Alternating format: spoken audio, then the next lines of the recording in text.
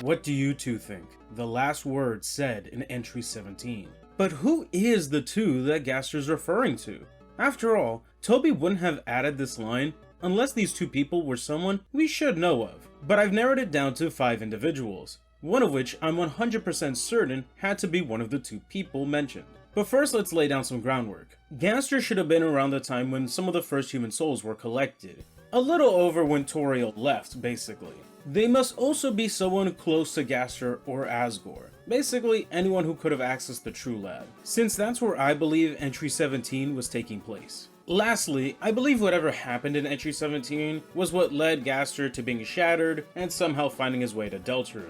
Therefore, I think that the 2 people mentioned here have to be from Undertale. They cannot be Deltarune characters, which is pretty obvious, but this essentially rules out characters like Sans and Papyrus, characters who, based on a couple of hints in Undertale itself, alludes to the idea that these skeleton brothers are from Deltarune and not Undertale. So let's start with the one I'm super sure of, that being Sans, but not the one that we know, but a version of him we haven't met. Now, based on this official Undertale Tumblr quote, Sans says the line, "It's rude to talk about people that are listening," right? This same line is said by one of the Gaster followers, and Sans follows this up by saying, "Not everyone is as tough as my brother," but nowhere is Papyrus mentioned.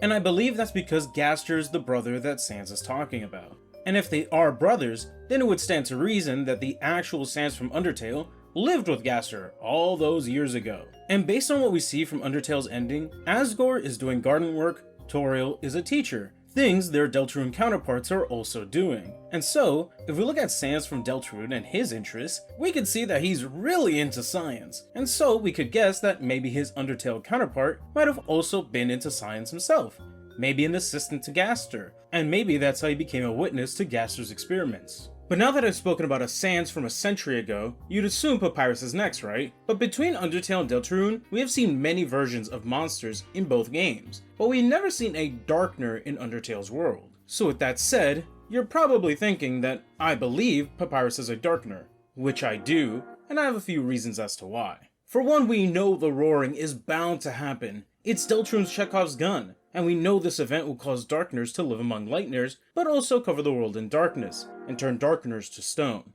If Papyrus was a Darkner, this would make sense as to why Papyrus would know about green grass, as while the underground itself doesn't really have any, Deltarune's hometown has plenty. It would also explain his foggy memory before the events of Undertale, and why he wouldn't know about the sun, since it would be covered up by dark. Next is how odd Sans and Papyrus stats are. While Sans will always be 1 attack and 1 defense no matter what, Papyrus' stats will change depending on whether or not you're playing Pacifist or No Mercy. So if they're brothers, why are their stats so different from one another? Then there's his death. Unlike other monsters, including Sans, Papyrus goes out in pieces, not one fell swoop. And Deltarune does have a death animation for Darkners. They go out in pieces. Now, sure, we don't see Papyrus go red first, but it is still interesting. And overall, Papyrus is just weird compared to other monsters. He can walk without moving his legs, or spin out while moving, just like how Lancer just slides around everywhere. And in the Chapter 3 Green Room, by interacting with Lancer, we can also spin and move at the same time. And in Undertale's 10th anniversary stream, Papyrus just walks through walls, kind of like how Ralsei walked out of bounds after fighting Spounton. And unlike Sans, or other monsters, Papyrus does somewhat remember resets. Every other monster reacts to Frisk's face, but Papyrus just outright states they have seen the human before, like a moment of deja vu. This is to say, Papyrus is just too different from Sans for them to be blood-related. Or would it be bone-related?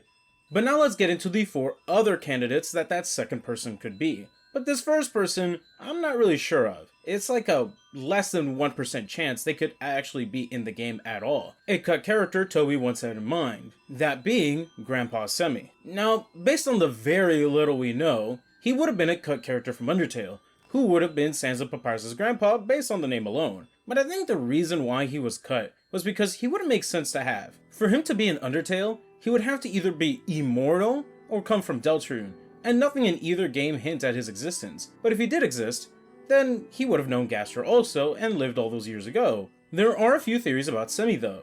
That what if he was the redacted figure in that one room behind a dog check, the same figure to appear if you re-enable the stable. And if you check the special thanks, someone is redacted in the credits. Going to the Kickstarter, we see that in one of these pledges, we got 99 out of 100. Well, that's weird. And this redacted figure also speaks in lowercase wingdings, whereas Gaster is all uppercase wingdings. Also strange. And I find it interesting that in the Undertale album cover, the original fan art featured a ton of sprites, including the Mystery Man, the Goners, and Redacted. But only the Mystery Man was gone in the official merch, replaced by a save point. But Redacted, on the other hand, stayed. You know, not all Goners are Gaster followers, and while he was shattered, the world doesn't treat Gaster as if he didn't exist, as the core is still around, and his entries remain even when he's not present. What if Goner Kid was referring to Semi? He seemingly would have ran the snail farm, maybe save you from the dummy. Event Snapsablook took over. Even his theme, Grandpa Semi, was renamed to Grandpa Timmy. If Semi did exist, then somehow he was removed and replaced in a world where he is forgotten, but everything remained the same. And while I'm not 100% certain of Semi, I do find it strange how Toby refuses to talk about this character, be it in the art book or in the 10th anniversary livestream. It's just strange. But now let's get into actual candidates, and the holidays are up next, being Rudy and Carol. Now we know in Deltarune, the holidays and Dreamers were once very close. Maybe we could assume the same of Undertale. In the Winter Alarm Clock dialogue, Asgore talks about Rudy a lot, and we can gather some interesting bits of information. They knew each other since Hotland University, and that Asgore was there for Rudy's entire life, hoping that his children get to live a good life now being able to leave the underground. But Rudy must have died quite recently. In Undertale's 10th anniversary stream, we could see a young Noelle in Snowdon, so there's no way for Rudy or Carol to have lived all those years ago. But that's if they were normal monsters. But I believe they are boss monsters, similar to Asgore and Toriel, who are immortal because they are boss monsters, and cannot age unless their children do. Therefore, for Rudy and Carol to have been around when Gaster was working on his experiments, they would have to be boss monsters themselves, and by having 2 children, of course they were able to age. This would explain how Asgore would know of Rudy from university, all while Noelle would exist when Frisk started their journey. Now whether you believe any of the holidays are the night or not, their ties to the bunker is quite interesting, and that bunker obviously has ties to Gaster. So why would Gaster have any interest, let alone work with the holidays, unless he has some experience with them prior, experience from having met their Undertale counterparts and knowing exactly what they're capable of. Interesting how the holidays have opposite abilities to the Dreamers. And finally, we reach a person who shares a strange connection to Gaster, someone who knows about a path in between. The final candidate we'll be talking about is Gerson. Now Gerson in Undertale has lived a long life, since before even the barrier was closed. Yet, he's still alive. But how? It's because he's a turtle, maybe? And yet, he knows that by being a shopkeeper, you can't harm him. But how? Unless he somehow knew the truth of his existence. There's also the fact that Gerson is the first person who we learned the Deltarune from. Of course, we don't actually know the prophecy, until Gaster gave us a piece of it back in 2016 in Deltarune's website.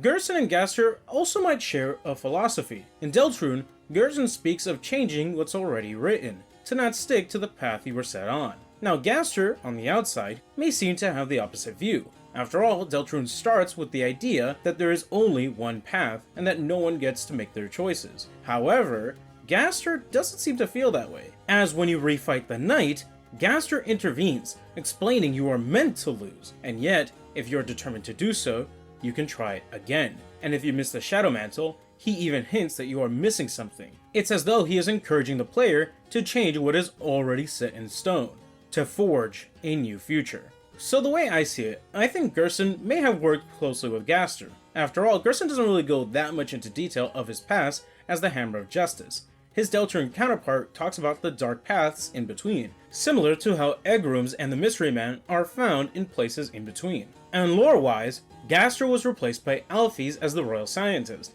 just like how Deltarune, Gerson was replaced by Alphys as a teacher. And I find it interesting that when a fan was drawing Undertale tarot cards, they drew Gaster, but when these were picked up by Fangamer and made official, Gaster was replaced with Gerson.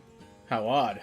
In conclusion, I believe that after all these years, these 5 characters have to have been one of the 2 people that Gaster was talking about. Now, if I had to pick just 2, I'd probably say Sans and Gerson or Sans and Rudy. Either way, I do believe that once we find out about Gaster's backstory in Deltarune, despite the fact the character comes from Undertale, we will learn who these two people Gaster was talking to was, and their importance to Gaster. After all, I don't think Toby would put this line in unless they were of some importance and that we're meant to know who they are. But if you enjoyed the video, then subscribe, stick around, like the video, and comment. I enjoy reading all the comments. And if you'd like to hear more Deltarune theories from me, as well as Undertale, click on the playlist that you see right now.